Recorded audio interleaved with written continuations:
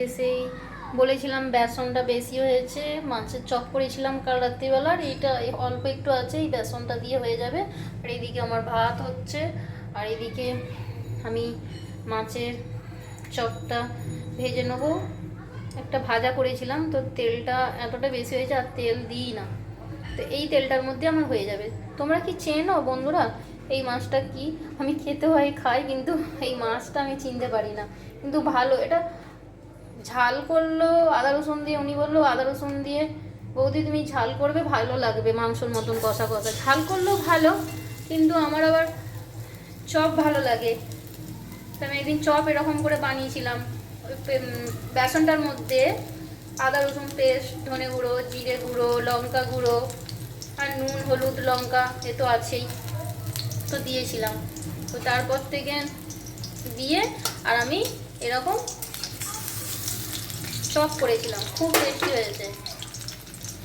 তোমরাও করে খেয়ে দেখো একবার, ভালো লাগবে।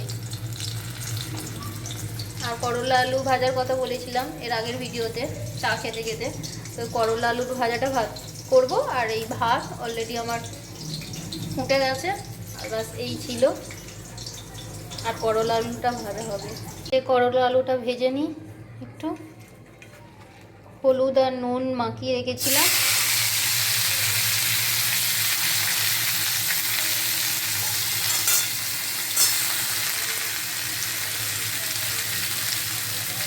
পেঁয়াজটা লাস্টের দিকে দেবো, নাহলে এটাকে একটু চাপা দেবো, সেদ্ধ হবে, তাহলে পেঁয়াজটা পোড়া পোড়া টাইপের হয়ে যাবে। পেঁয়াজটা যখন নামাবো তার 1 মিনিট আগে দেবো, দিয়ে নামিয়ে নেব।